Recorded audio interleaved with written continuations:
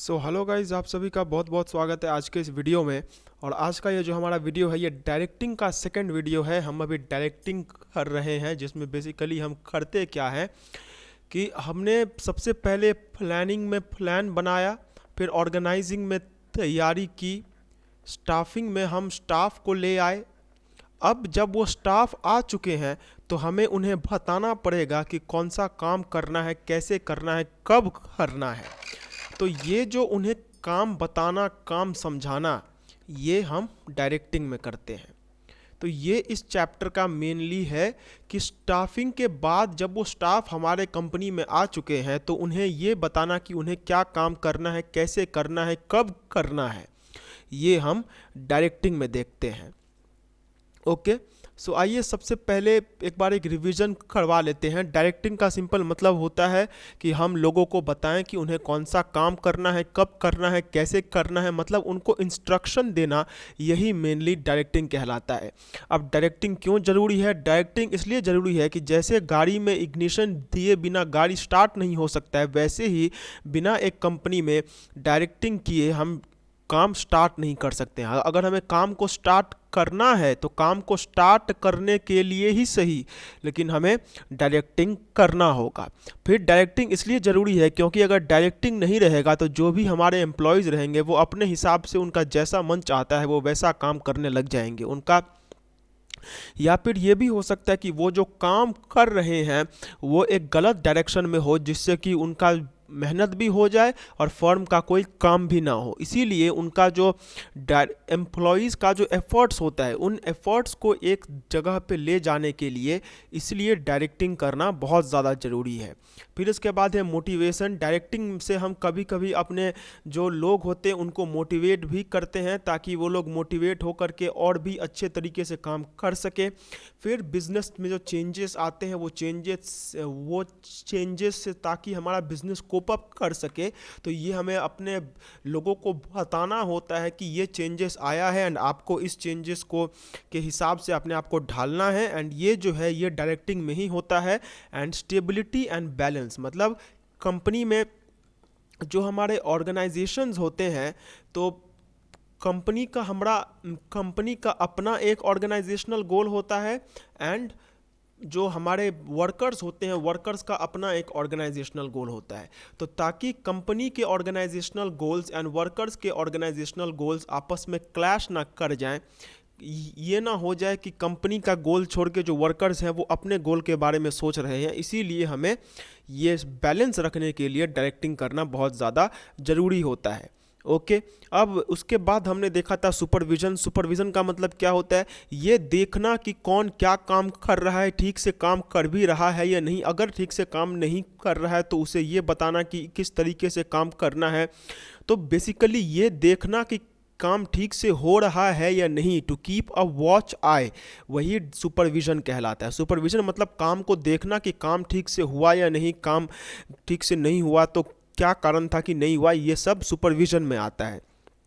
इसके बाद था एक सुपरवाइज़र का क्या काम होता है, what work does a supervisor do. तो सबसे पहले सुपरवाइज़र ये प्लान बनाता है एंड ऑर्गेनाइज करता है, मतलब सबसे पहले वो लोगों को बताता है कि उन्हें कौन सा काम करना है, कैसे करना है। मतलब वो सबसे पहले अपने अंदर में जो वर्कर्स काम कर रहे हैं उन वर्कर्स को वो सबसे पहले काम समझाता है। फिर इसके बाद उनके लिए एक अच्छा वर्किंग कंडीशन, क्योंकि अगर हम सिर्फ लोगों से काम करवाएंगे लेकिन उन्हें अच्छी सुविधाएं नहीं देंगे तो ये अनजस्ट हो जाएगा। तो ताकि हमारे वर्कर्स जो हैं वो एकदम से मतलब मोटिवेटेड होकर काम करें, इसलिए वैसा एक एनवायरनमेंट भी होना बहुत ज़रूरी है जहाँ पे वो मोटिवेशन के साथ काम कर सकते हैं। एक अच्छा एनवायरनमेंट, एक साफ़ सुथरा एनवायरनमेंट होना ज़रूरी है। तो ये साफ़ सुथरा एनवायरनमेंट जो है ये भी सुपरविज़न में ही आता है। फिर एक सुपरवाइज़र एक लीडर और गाइड की तरह काम करता है, मतलब अगर कभी भी वहाँ पे कुछ गलतियाँ हो जाती है तो वो उन्हें लीड करता है, उन्हें मदद करता है। फिर जो हमारा सुपरवाइज़र होता है वो हमारे वर्कर्स को मोटिवेट करता है। एंड सुपरवाइज़र का जो मेन काम होता है कि वो देखना कि काम ठीक से हुआ है या फिर नहीं हुआ है, ये तो उसका मेन काम में आ ही जाता है। फिर है span of control. Span of control का मतलब होता है कि एक सुपरवाइज़र अपने अंदर में कितने वर्कर्स को संभाल सकता है। The number of workers which a supervisor can control in under his head, उसको हम लोग स्पैन ऑफ कंट्रोल बोलते हैं। एंड मोटिवेशन का मतलब क्या होता है कि कुछ भी ऐसा करना जिससे कि वो जो वर्कर है वो अपनी इच्छा से काम खुद ब खुद काम करने लग जाए, वो मोटिवेशन कहलाता है। फिर इसके बाद हमने मैस्लोस थ्योरी देखा था। मैस्लोस थ्योरी ने ये कहा था कि एक इंसान के बहुत सारे नीड्स होते हैं, लेकिन उन्हीं नीड्स को अगर हम लोग ग्रुप बाय ग्रुप डालते जाएं तो हमें ये पता चलेगा कि इंसान के मेनली 5 टाइप के नीड्स होते हैं। एंड ये 5 टाइप के नीड्स कौन कौन से हैं? Physiological needs, safety needs, belongingness and love needs, esteem needs, self actualization needs. मतलब छोटे से मतलब सबसे ज़्यादा ज़रूरत से लेकर के सबसे कम ज़रूरत वाले हमारे जितने भी मांग होते हैं वो सभी मांग को एक पर्टिकुलर यहाँ पे लाइन में अगर हम अरेंज कर देते हैं तो यहाँ पे मैस्लोस थ्योरी बनता है, जो कि ये कहता है कि एक इंसान का मेनली 5 तरीके का ही उसका रिक्वायरमेंट होता है। He requires needs of 5 types only. And यही 5 टाइप्स में को ऐसे दिखाया गया है, जो सबसे नीचा में है उसको सबसे ज़्यादा ज़रूरत है उस चीज़ की, एंड जो जितना ऊपर में है उसकी उतनी कम ज़रूरत है उसे। ठीक है, तो ये था मैस्लोस थ्योरी। अब आज जो हम अपना स्टार्ट करने जा रहे हैं वो है लीडरशिप। लीडरशिप से हम स्टार्ट करेंगे तो सबसे पहले जो हमारा पॉइंट इसमें आता है वो है लीडरशिप। तो leadership in business is the capacity of a company's management to set and achieve challenging goals, take fast and decisive action when needed, outperform the competition and inspire others to perform at the highest level they can। तो leadership का मतलब क्या होता है? Leadership का मतलब होता है वो क्षमता या फिर किसी का वो क्वालिटीज़ जो कि चैलेंजिंग गोल्स को अचीव करने में मदद करता है। मतलब किसी का कितना ज़्यादा कैपेसिटी है कि वो अपने बलबूते पे चैलेंजिंग गोल्स को ले सकता है, वो चैलेंजिंग गोल्स को एक्सेप्ट करके उन्हें जल्दी से जल्दी टाइम में ख़त्म कर सकता है, तो उसी को हम लोग लीडरशिप बोलते हैं। लीडरशिप मतलब कि ये एक क्वालिटी होता है, ये एक क्वालिटी है जो कि हर आदमी में पाया जाता है। एंड इसका सिंपल मतलब होता है कि हम कितने अच्छे लीडर हो सकते हैं, यही लीडरशिप होता है। Leadership in business is the capacity of the company's management to set and achieve challenging goals. जो हमारे लिए चैलेंज है उनको हम कितना जल्दी अचीव कर सकते हैं, how fast can we achieve them. फिर हम कितना जल्दी अपना एक्शंस ले सकते हैं, मतलब जो काम हमें करना है, जो चीज़ हमें करना है वो हम कितना जल्दी कर सकते हैं। फिर हम कंपटीशन को कैसे संभालते हैं और दूसरों को कैसे इंस्पायर करते हैं। तो ये सब जो कैपेसिटी, मतलब किसी का कितना कैपेसिटी है बिजनेस को अच्छे से चलाने का, वही कैपेसिटी उसका लीडरशिप कहलाता है। जैसे हम बोलते हैं कि इसका लीडरशिप क्वालिटीज़ बिल्कुल भी अच्छा नहीं है और उसका लीडरशिप क्वालिटीज़ बहुत अच्छा है, मतलब उसके अंदर में ज़्यादा कैपेबिलिटीज़ है, he has more capacity to run the business smoothly, लेकिन उसके पास उतना ज़्यादा कैपेसिटी नहीं है। तो लीडरशिप का मतलब यही होता है कि एक आदमी के अंदर में कितना कैपेसिटी होता है कि वो अपने हिसाब से बिजनेस को चला सकता है। ओके, अब qualities of a good leader. अब लीडरशिप हमें पता है लीडरशिप क्या होता है। लीडरशिप एक क्वालिटी है जो कि हमें ये बताता है कि कोई कितना अच्छे से बिजनेस को चला सकता है। अब जो हमारा नेक्स्ट टॉपिक इसमें है वो है qualities of a good leader. तो लीडरशिप किस में होता है? लीडरशिप एक लीडर में होता है। एंड एक अच्छे लीडर की क्या क्या खासियतें होती, what are the characteristics of a good leader, वो हम यहाँ पे देखते हैं। ओके, तो सबसे पहला बात है clarity. A good leader should have clarity in him. He should be clear and concise at all times. Only then can others will get, only then can यहाँ पे ये नहीं होगा, only then others will get the opportunity to digest their goals and decide whether or not they will support their cause। मतलब एक leader जो होता है उसे क्लियर रहना चाहिए, मतलब ऐसा नहीं कि एक टाइम पे कुछ और बोल दिया फिर दूसरे टाइम पे कुछ और बोल दिया, ये नहीं। हर टाइम पे एक ही जैसा क्लियर एंड क्रिस्टल क्लियर उसे रहना चाहिए कि अगर मैंने ये बोला है तो हाँ मैंने यही बोला है, मैं इसको लेकर के स्टैंड करता हूँ। तो एक लीडर को इस टाइप का होना चाहिए। सो लीडर शुड बी क्लियर, उसमें कन्फ्यूज़न नहीं होना चाहिए कि भाई कभी ये बोल दिया तो कभी वो बोल दिया, कभी किसी को वहाँ पे काम करने भेज दिया तो कभी किसी को वहाँ पे तब तो कभी किसी दूसरे को वहाँ पे काम करने भेज दिया। मतलब उसके अंदर में क्लैरिटी होना चाहिए कि उसे बेसिकली करना क्या है। फिर है decisiveness. A good leader should have a bold and strong decision making power within him. He should be capable of taking the right decisions at the right time and not hesitate while making any judgement. He should show great consistency with his decisions, rarely backing out or changing his mind only when it is absolutely necessary। तो एक जो अच्छा leader होता है उसके अंदर में ये क्वालिटीज़ भी होती है कि वो जो डिसीज़न होता है वो डिसीज़न लेने में एकदम मतलब वो डिसीज़न लेने में माहिर होता है। वो खराब से खराब समय में भी जल्दी और अच्छे से अच्छा डिसीज़न ले सकता है। वो अपना लिया हुआ डिसीजन से उतना पीछे मुकरता नहीं है। मतलब ऐसा नहीं हुआ कि अभी एक डिसीजन ले लिया फिर आधे घंटे बाद ही उसको बदल दिया है। एक अच्छा लीडर वही होता है जो कि क्लियर डिसीजन ले सकता है एंड वो अपने डिसीजंस को उतना ज़्यादा चेंज नहीं करता है, या फिर जब बहुत ज़रूरी होता है तो ही वो अपना डिसीजंस को चेंज करता है। So a real leader should have a bold and strong, मतलब उसका जो डिसीजन लेने का क्षमता होता है वो भी क्लियर होना चाहिए। ओके फिर इसके बाद होता है courage. With huge power comes huge responsibility and this responsibility sometimes makes the leader to take bold decisions. The leader should be courageous enough to take this decisions. अब एक लीडर जो है उसे हिम्मत वाला होना चाहिए। मतलब उसके अंदर में हिम्मत होनी चाहिए कि वो इतना बड़ा बिजनेस संभाल सकता हो, क्योंकि इतना बड़ा बिजनेस का काम उठा लिया लेकिन हिम्मत ही नहीं है कि अंदर में ये काम को कर सके, तो फिर उसका कोई मतलब नहीं बनता है। A leader should be courageous so that he can take the decisions with courage. मतलब उसके अंदर में हिम्मत होनी चाहिए। उसे he should not be afraid of something, कि उसे किसी बात का डर है जिसकी वजह से वो डिसीजन नहीं ले पा रहा है। फिर इसके बाद आता है passion. Passion is a very important trait of a good leader. A good leader must be passionate about the work which he is doing. He should have interest in his work wholeheartedly, only then will he succeed his work. A leader without passion is like a pen without ink.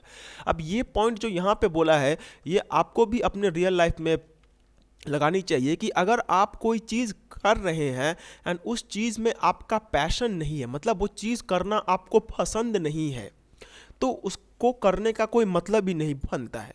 If you are doing something in which you do not have passion, आपको वो चीज़ करना अच्छा ही नहीं लगता है, तो उस चीज़ को करके भी कोई मतलब नहीं बनता है। तो यहाँ पे ये बोला गया कि एक लीडर में पैशन होना चाहिए। मतलब एक लीडर जो लीडरशिप का काम करता है, एक लीडर जो लीडरशिप का काम करता है, ही शुड उसको उसमें मज़ा आना चाहिए। ही should be interested in doing that work. अगर ऐसा होगा कि नहीं वो ज़बरदस्ती वो काम कर रहा है, उसे वो काम करने का मन नहीं है, वो बस ऐसे ही ज़बरदस्ती वो काम किए जा रहा है, तो वो कभी भी एक अच्छा लीडर नहीं हो पाएगा। एक अच्छा लीडर वही होता है जो कि जिसके अंदर में पैशन हो। फिर है humility. Being praised and being humiliated are two sides of the coin of a businessman. If a businessman is getting praised for his work, then he must also keep in mind that he may also be humiliated for his mistakes. Therefore, a leader should also be a humble person who is not affected much by humiliation. A leader should also admit if he is wrong and should take criticism as an opportunity for growth. मतलब देखिए, अगर business में आप एक leader हैं तो आपको अगर कभी प्रोत्साहित किया जाएगा, मीन्स इफ संडे अगर आपको कभी ये बोला जाता है कि तुमने बहुत अच्छा काम किया, हम तुम्हारा प्रमोशन करेंगे, अगर तुम्हारा बुराई किया जाएगा तो उसी टाइम पे अगर आपका उस टाइम पे बुराई किया जाता है तो कभी ना कभी आपका बुराई भी होगा। मतलब कभी ना कभी आपको बेइज्जत भी किया जाएगा, कभी ना कभी आपके ऊपर में लोग गुस्साएंगे भी। तो अगर ऐसा होता है तो ऐसे कंडीशंस में आपको एक हम्बल इंसान रहना चाहिए, जिसको घबराना नहीं चाहिए। क्योंकि आज हो सकता है कि आपको किसी ने बहुत अच्छे से शाबाशी दी कि तुमने बहुत अच्छा काम किया है, लेकिन 2-3 दिन बाद ही आपको कोई डांट सकता है आपके काम के लिए।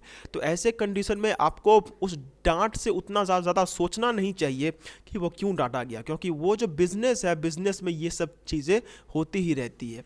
तो आपको एक हम्बल पर्सन होना चाहिए, जिसको अगर कोई कुछ बोल भी देता है तो वो उसका बुरा नहीं मानता है। और आपको एक ऐसा आप एंड एक लीडर को एक ऐसा पर्सन होना चाहिए कि वो अपनी गलतियों को माने। मतलब अगर उसने कोई गलती की है तो उसे उस गलती को मानना भी चाहिए। A leader should be like that. And उसे जो है criticism, he should take criticism as an opportunity for growth. मतलब क्रिटिसिज्म का मतलब क्या, कोई उसकी बुराई कर रहा है तो उसे ऐसा नहीं करना चाहिए कि ये जो बुराई है वो बुराई को उसने गलत तरीके से ले लिया, या फिर वो उस बुराई को ले करके वो ऐसे ही मन मन लटका कर बैठा हुआ है। ही should not B like that. उसे ऐसा होना चाहिए कि कोई अगर उसकी बुराई भी करता है तो उस बुराई को he should take that criticism as a source of inspiration, ना कि वो उस चीज़ को ले करके हमेशा रोते धोते रहे। तो लीडर के अंदर में ये क्वालिटीज़ है जो कि होनी चाहिए।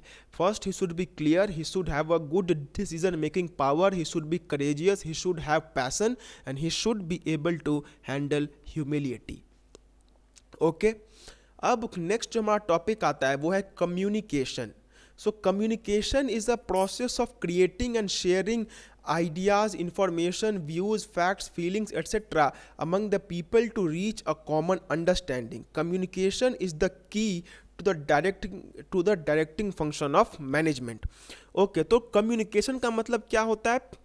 अपने और किसी दूसरे के बीच में आइडियाज़ को शेयर करना, इंफॉर्मेशन को शेयर करना, व्यूज़ को शेयर करना, फैक्ट्स को शेयर करना, फीलिंग्स को शेयर करना। मतलब सिंपली यहाँ पे बोला गया है कि जब दो या दो से ज़्यादा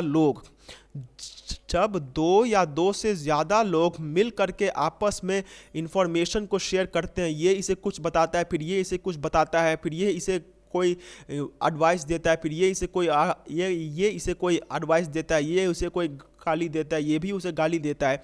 तो जब भी ऐसा होता है कि जब दो या दो से ज़्यादा लोग मिल करके आपस में कुछ आइडियाज़ शेयर करते हैं, इंफॉर्मेशन शेयर करते हैं, व्यूज़ शेयर करते हैं, तो इसे हम लोग कम्युनिकेशन बोलते हैं। Means what is communication? Communication is the process by which two or more persons share among themselves ideas, information, views, facts, feelings etcetera. Okay, so this is what we call communication. Communication मतलब ये एक ऐसा process होता है जिसमें एक आदमी दूसरे आदमी के साथ या फिर दो तीन आदमियों के साथ मिल करके वो आइडिया शेयर करता है, इंफॉर्मेशन शेयर करता है, व्यूज़ शेयर करता है, फैक्ट्स, फीलिंग्स, ये सब चीज़ें वो शेयर करता है। ओके, अब कम्युनिकेशन का ऑब्जेक्टिव क्या है, क्यों कम्युनिकेशन किया जाता है? तो पहला बात है एक्सचेंज ऑफ इंफॉर्मेशन। मेरे पास कुछ नॉलेज है, मेरे पास कुछ इंफॉर्मेशन है, लेकिन जब तक मैं उसे दूसरे को बताऊंगा नहीं तब तक तो उसको रख के कोई काम ही नहीं है। क्योंकि बिजनेस में अगर मैं काम कर रहा हूँ तो मुझे अपने अंदर में जो भी मैंने रखा हुआ है, आई शुड बी, वो मैसेज को मुझे दूसरों को बताना पड़ेगा। लेकिन अगर मैं मैसेज को बता ही नहीं रहा हूँ तो फिर बिजनेस में काम करके क्या फ़ायदा। सो सबसे पहला यही होता है कि मेरे पास जो इन्फॉर्मेशन है वो मैं दूसरों से एक्सचेंज कर सकूं और दूसरों के पास जो इन्फॉर्मेशन है वो भी मेरे पास आए, इसीलिए कम्युनिकेशन करना जरूरी हो जाता है। So it is the most important and primary objective of communication process in every business organization. Business communication involves the exchange of ideas, facts and other important information among different peoples within the organization. It exchanges information both with internal and external parties of organization for better understanding. मतलब मेरे पास कुछ information है, उसके पास कुछ information है, तो ताकि हम दोनों अपना इन्फॉर्मेशन एक्सचेंज कर सके। वो कुछ इन्फॉर्मेशन मुझे देगा, फिर मैं उसे कुछ इन्फॉर्मेशन दूंगा, तो ताकि ऐसा हो सके इसीलिए कम्युनिकेशन करना जरूरी है। क्योंकि अगर कम्युनिकेशन ही नहीं होगा, ये दोनों आपस में आइडियाज़ ही शेयर नहीं करेंगे, तो फिर कैसे इन दोनों का इन्फॉर्मेशन एक दूसरे के बीच में ट्रांसफ़र होगा। तो ताकि इन्फॉर्मेशन एक दूसरे के बीच में ट्रांसफ़र हो, इसीलिए कम्युनिकेशन करना जो है वो ज़रूरी हो जाता है। फिर है achievement of organizational goals. Communication has an important role in the achievement of organizational goals. It helps the manager in the proper management of business organizations. Manager get all information regarding business through it, which helps them in decision and implementing better policies within the organization. Proper planning and decision making on part of management help business in the achievement of the desired goals and objectives. अब देखिए business में बहुत सारे हमारे objectives होते हैं जो कि हमें करना होता है. There are some objectives which we need to fulfil. अब ये जो ऑब्जेक्टिव्स होते हैं इसको हम कब फुलफिल कर पाएंगे? इसको हम तभी फुलफिल कर पाएंगे जब हम अपने जितने भी हमारे कलीग्स होते हैं हम उन कलीग्स के साथ बात करें. जैसे ये एक मैनेजर है, अब इसके पास इंफॉर्मेशन है लेकिन इसे जो है अपना कंपनी का ग्रोथ करना है, ये इसका ऑब्जेक्टिव है, लेकिन ये अकेले ग्रोथ नहीं कर सकता. He has to talk with 1 or 2 people. इसे दूसरे लोगों के साथ बात करना होगा. तो ये जो बात करेगा वही कम्युनिकेशन कहलाता है, क्योंकि ये जब इससे बात नहीं करेगा, ये इससे कम्युनिकेट नहीं करेगा, तो ये दोनों के बीच में आइडियाज़ ही शेयर नहीं होंगे, तो ऑर्गेनाइजेशन का गोल जो है वो भी अचीव नहीं होगा. तो ऑर्गेनाइजेशन का गोल ताकि अचीव हो इसलिए हमें कम्युनिकेशन करना ज़रूरी हो जाता है. ओके. फिर है डायरेक्टिंग द सबॉर्डिनेट्स. अब मेरे अंदर में जो जूनियर्स काम करते हैं, मुझे अगर उन्हें डायरेक्शन देना है, मुझे उन्हें बताना है कि उन्हें क्या करना है और क्या नहीं करना है, तो ये मैं कैसे बताऊंगा? ये तो मैं उन्हें तभी बता पाऊंगा जब हम दोनों एक दूसरे के साथ कम्युनिकेशन करेंगे. Communication is served as the means through employers and employees communicate with each other. It is the medium through which information flows between them in both directions. Employers give direction and order to their employees regarding work to be done through this medium. मतलब simple सा बात है कि मुझे अगर अपने juniors को बताना है कि उन्हें कौन सा काम करना है, कैसे करना है, कब करना है, तो ये भी मैं उन्हें कम्युनिकेशन के प्रोसेस के थ्रू ही बताता हूँ. ओके. फिर है मोटिवेटिंग द एम्प्लॉयज़. अब ये भी सिंपल है भैया, उन्हें अगर कुछ बताना है तो वो भी तो हम कम्युनिकेशन के थ्रू ही बताएंगे. एंड उन्हें अगर मोटिवेट करना है तो वो मोटिवेशन जो है वो भी हमें इन्हीं के कम्युनिकेशन के थ्रू ही करना होगा. So motivation has an important role in motivating the employees working with the business. मतलब बिजनेस में जो हमारे लोग काम करते हैं, we need to motivate them. हमें उन्हें मोटिवेट करना होगा. एंड ये मोटिवेट हम उन्हें कैसे करेंगे? ये तभी करेंगे जब हम उन लोगों से बात करेंगे, हम उन लोगों से आइडिया शेयर करेंगे. तो बिना लोगों से बात किए, बिना लोगों से आइडियाज़ शेयर किए हम अपने लोगों को मोटिवेट भी नहीं कर सकते हैं. फिर है increasing the efficiency. Communication helps in improving the efficiency of an organization. It helps in supplying all required guidelines and information concern with work to the people working in the organization. Employees direct their subordinates from time to time which helps them in increasing the overall efficiency of business.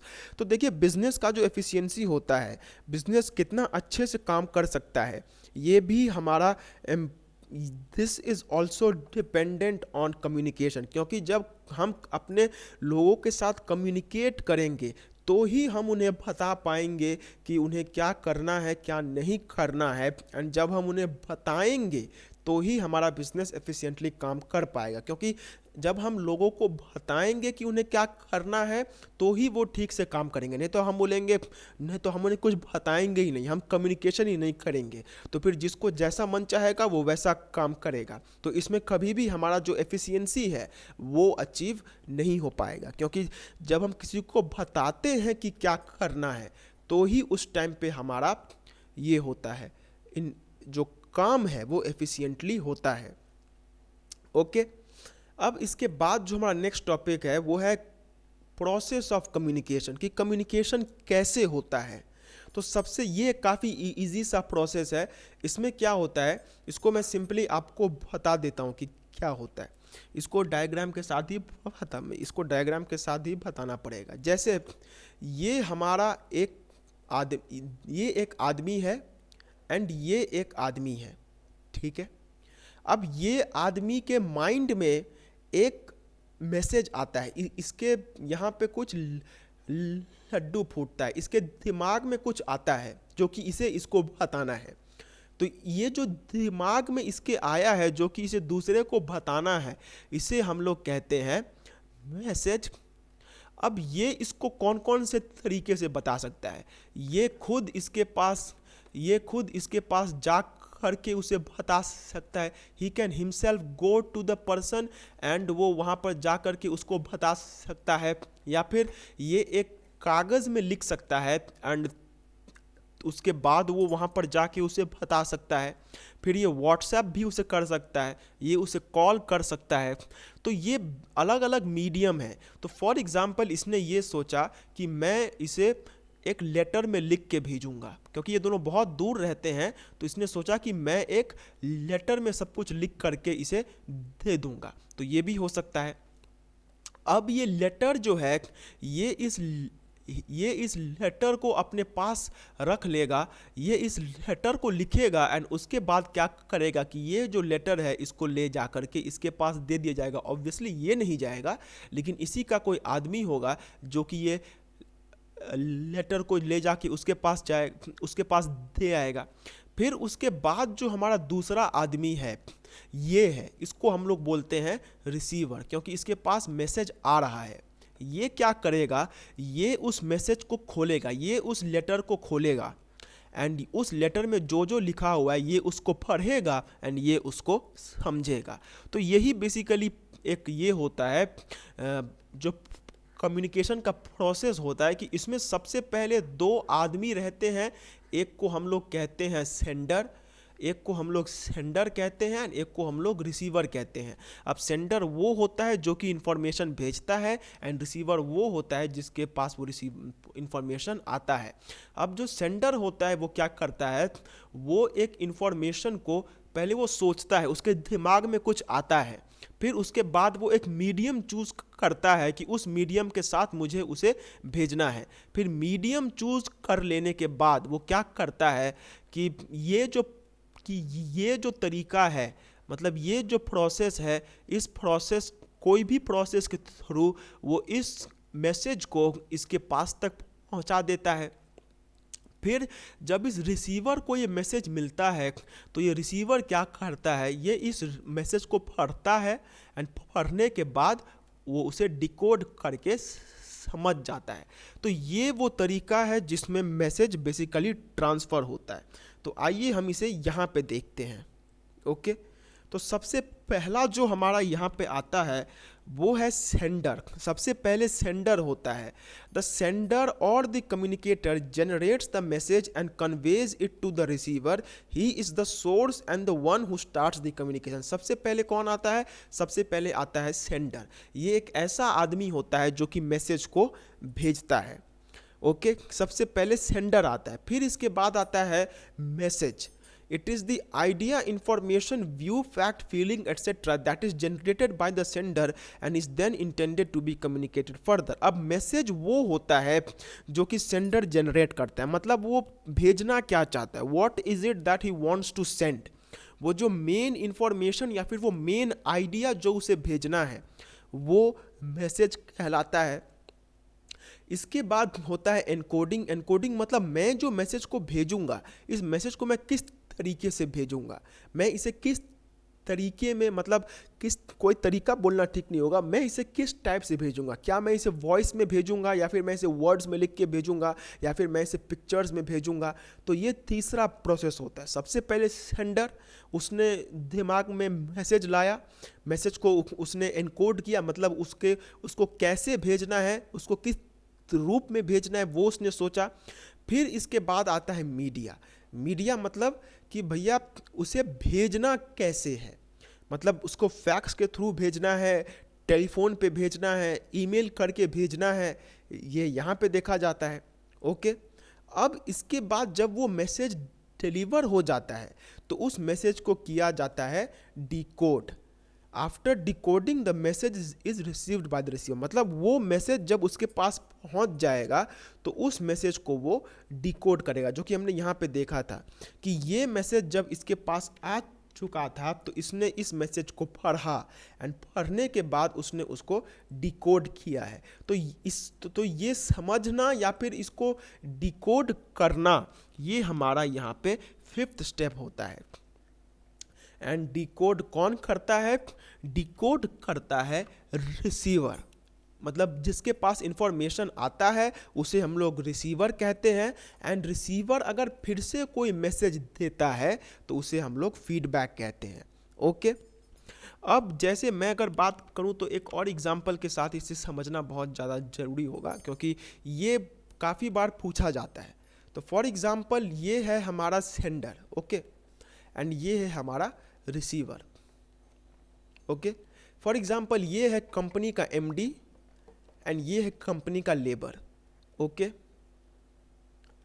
अब ये जो labour होगा इसके, ये कौन है? ये है सेंडर एंड ये कौन है? ये है रिसीवर। अब सबसे पहले सेंडर के दिमाग में एक आइडिया आएगा या फिर वो कुछ इन्फॉर्मेशन आएगा जो कि उसे भेजना रहेगा।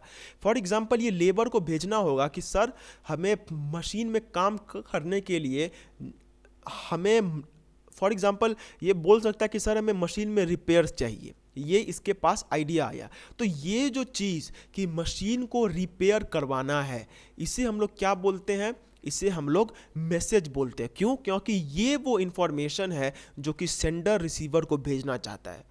तो सबसे पहले आया सेंडर, सेंडर के पास एक मैसेज आया। अब ये जो मैसेज होगा ये सेंडर सोचेगा मैं कैसे भेजूं, क्या मैं लिख के भेजूं या फिर मैं वॉइस बना के भेजूं या फिर मैं खुद जा कर के भेजूं। तो ये एक तरीका होता है, ये है कि किस तरीके में मैसेज जाएगा। तो जब फॉर एग्जांपल इसने ये सोचा कि मैं एक एप्लीकेशन लिख देता हूँ, I will write an application, तो ये उसने एक तरीका चूज़ किया कि मैं अपना जो एप्लीकेशन, कि मैं जो अपना ये है मैसेज है उसे मैं राइटिंग में भेजूंगा। तो उसने ये सोचा कि मैं अपना मैसेज जो है उसे राइटिंग में भेजता हूँ। तो बाद में जब उसने मैसेज को राइटिंग में लिख दिया तो इसे हम लोग कहते हैं एनकोडिंग। अब इसने अपना मैसेज लिख दिया, अब हम जानते हैं कि ये जो है ये डायरेक्टली एमडी के पास नहीं जाएगा, ये सबसे पहले अपने सुपरवाइज़र के पास जाएगा।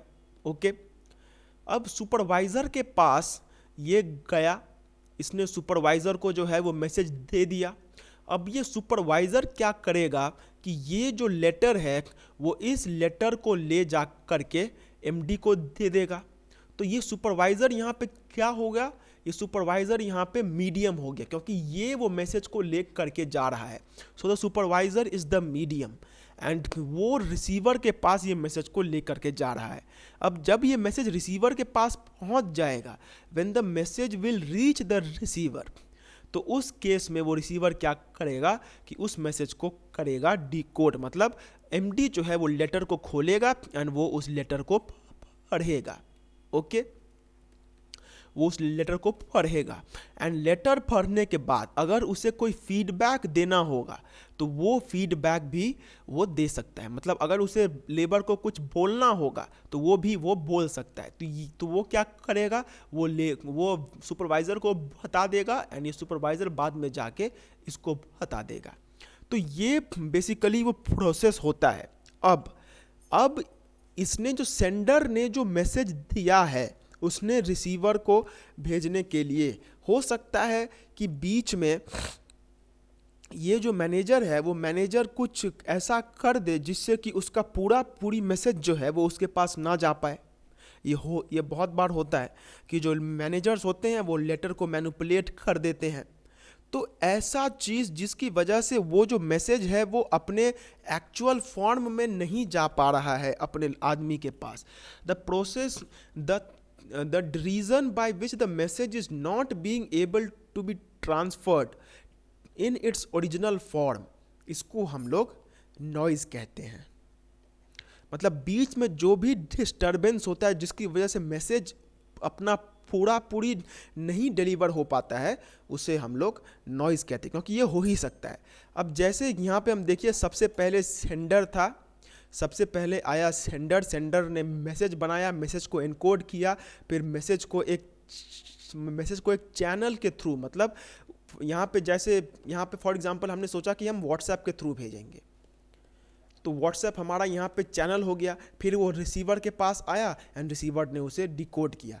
फिर ये डिकोड करने के बाद रिसीवर जो है वो मैसेज को वापस एक रिप्लाई या फिर एक फीडबैक दे सकता है। So this entire process is the communication. लेकिन बीच में हो ही सकता है कि कुछ ऐसे हो जाए, व्हाट्सएप का सर्वर डाउन हो गया तो मेरा मैसेज जो है वो नहीं जा पाया, या फिर वो इंटरनेट कनेक्शन स्लो है, इसकी वजह से मैसेज जाने में टाइम लग रहा है, या फिर कुछ भी हो सकता है। तो अगर किसी भी कारण से हमारा मैसेज जो है वो ठीक तरीके से नहीं जा पा रहा है तो हम उसे नॉइज़ कहते हैं। ओके, अब आता है बैरियर्स टू कम्युनिकेशन। अब देखिए, बैरियर्स टू कम्युनिकेशन का मतलब कि वो कौन कौन सी चीज़ें हैं जो कि हमारे बिजनेस में मैसेज को ठीक से नहीं जाने देती है। मतलब एक आदमी अपना पूरा बात दूसरे को नहीं बता पाता है, एंड वो कौन कौन सी बातें होती है, तो वो हम यहाँ पे देखने वाले हैं। सबसे पहला होता है लिंग्विस्टिक बैरियर, मतलब लैंग्वेज का प्रॉब्लम। हो सकता है कि आपका जो सुपरवाइज़र हो, फॉर एग्जांपल सुपरवाइज़र होगा साउथ से, उसे सिर्फ और सिर्फ तमिल आती है, एंड ये जो हमारा मैनेजर होगा, एमडी होगा, वो होगा दिल्ली से, इसे हिंदी आती है। अब इसे सिर्फ तमिल आती है, इसे सिर्फ हिंदी आती है, तो क्या ये दोनों आपस में ठीक तरीके से कम्युनिकेट कर पाएंगे? वहाँ पे ये आई गेस नो, वो नहीं हो पाएगा। सो ये जो लिंग्विस्टिक बैरियर, मतलब लैंग्वेज के कारण जो कम्युनिकेशन नहीं हो पाता है, उसे हम लोग लिंग्विस्टिक बैरियर कहते हैं। मतलब जब एक आदमी अपना भाषा में बोल रहा है, दूसरा आदमी उस भाषा को समझ ही नहीं रहा है, तो ये लैंग्वेज के कारण दोनों के बीच में इंफॉर्मेशन ट्रांसफ़र नहीं हो पा रहा है, तो इसे हम लोग लिंग्विस्टिक बैरियर कहते हैं। फिर है साइकोलॉजिकल बैरियर। अब देखिए, किसी का बहुत मेडिकल कंडीशन भी होता है, जैसे बहुत लोग हकलाते हैं, ठीक है, बहुत लोगों को डर रहता है कि हम उन्हें कुछ बताएंगे या फिर तो वो गुस्सा हो जाएगा।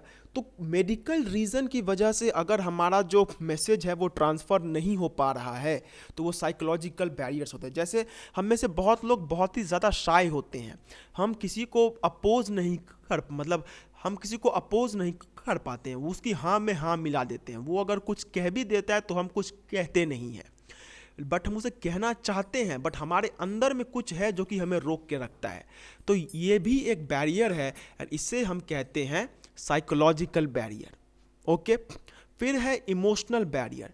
अब देखिए, इमोशनल बैरियर मतलब अगर मैं अपने इमोशंस पे कंट्रोल नहीं रख पाता हूँ तो मेरा कम्युनिकेशन भी बहुत अच्छे से नहीं हो पाएगा।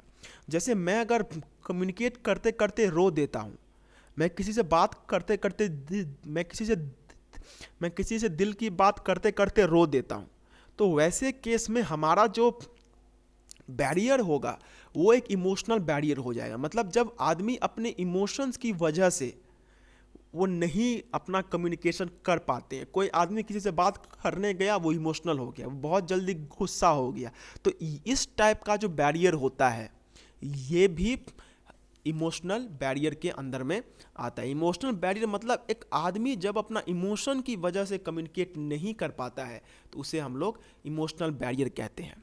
ओके, फिर इसके बाद आता है फिजिकल बैरियर। फिजिकल बैरियर मतलब कि भाई मैं एक रूम में बंद हूँ, अब अगर मेरे रूम के बाहर में कोई है तो वो मेरा बात नहीं सुन पाएगा।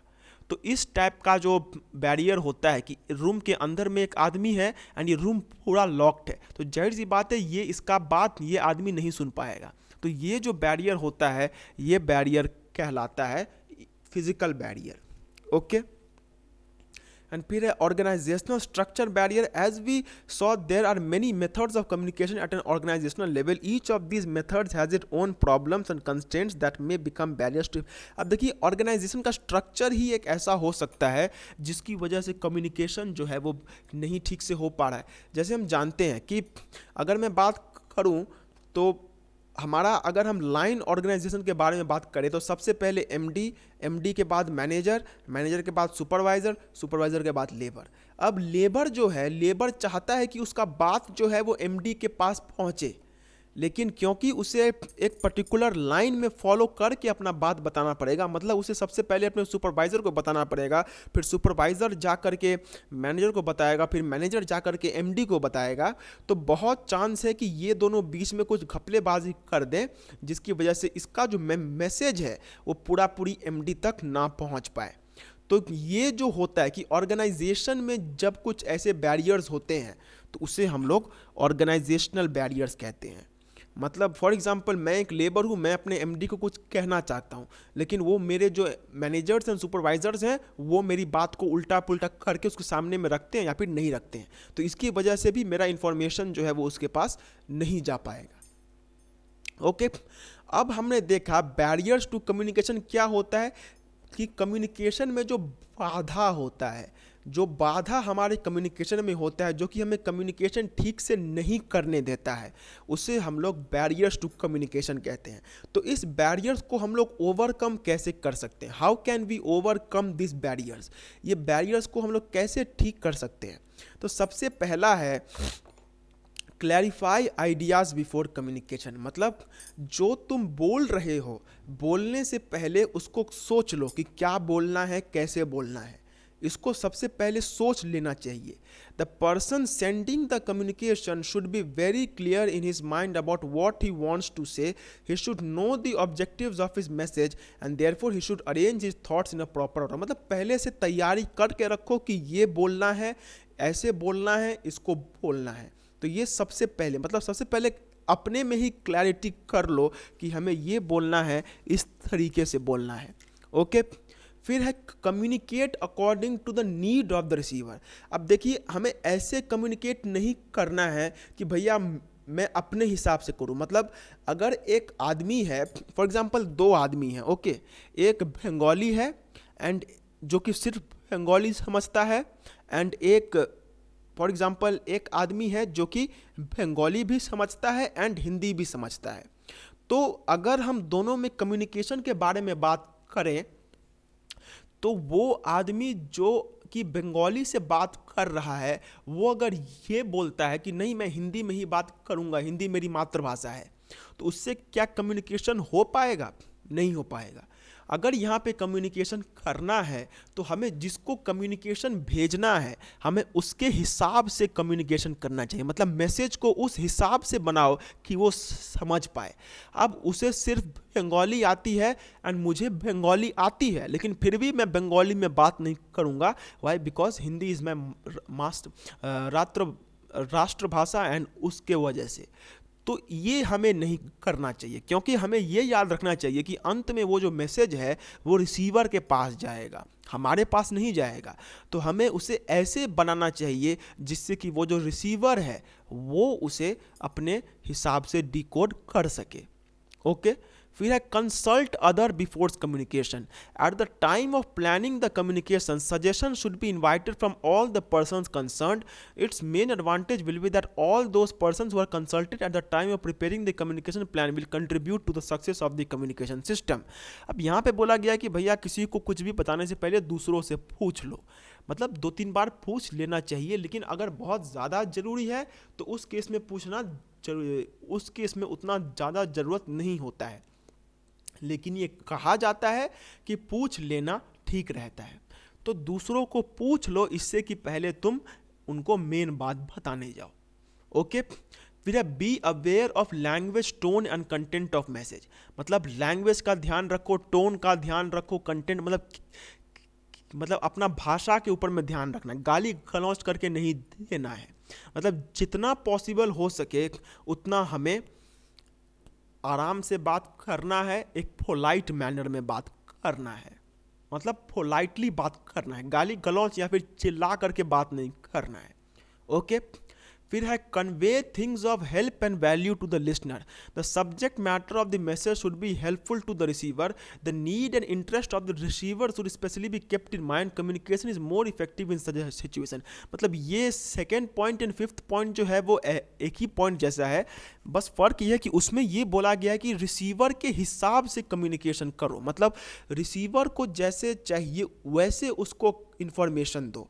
अगर रिसीवर को अगर रिसीवर को चाहिए कि वो बंगाली में ही सिर्फ समझता है एंड तुम्हें बंगाली आती है तो बंगाली में करो। तो ये है communicate according to the needs of the receiver, and ये है convey things of help and value to the listener. मतलब रिसीवर के हिसाब से मैसेज को सोचो, लेकिन उसके साथ साथ ऐसी भी चीज़ें रिसीवर को बताओ जो कि उसे समझने में आसान रहेगी। मतलब अगर मैं किसी बंगाली फ्रेंड से बात कर रहा हूँ तो मुझे बंगाली नहीं आती है, एंड अगर मैं फिर भी उससे बंगाली में कम्युनिकेट करने की कोशिश कर रहा हूँ तो कम्युनिकेशन के टाइम पे मुझे मैक्सिमम बंगाली वर्ड्स का इस्तेमाल करना चाहिए। तो पहला मेरा होगा कि मुझे रिसीवर के हिसाब से कम्युनिकेट करना चाहिए। इसका मतलब ये होगा कि मुझे सबसे पहले मेरा जो रिसीवर है उसके हिसाब से, मतलब मैं बंगाली में कम्युनिकेट करूँगा, ये उसके हिसाब से मैं कम्युनिकेट कर रहा हूँ। बट स्टिल क्योंकि मुझे बंगाली नहीं आती है तो मुझे कम्युनिकेट करते वक्त जितना ज़्यादा हो सके बंगाली में बात करने की कोशिश करनी चाहिए। तो इससे क्या होगा कि जो मेरा कम्युनिकेशन होगा वो अच्छे से हो पाएगा।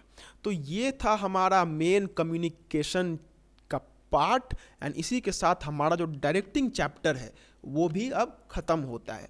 अब इसके बाद जो हमारा नेक्स्ट टॉपिक होगा वो होगा कंट्रोलिंग, एंड वो बहुत ही छोटा टॉपिक है, तो वो हम एक ही दिन में कंप्लीट कर सकते हैं। कल शायद वो टॉपिक भी कंप्लीट हो जाए।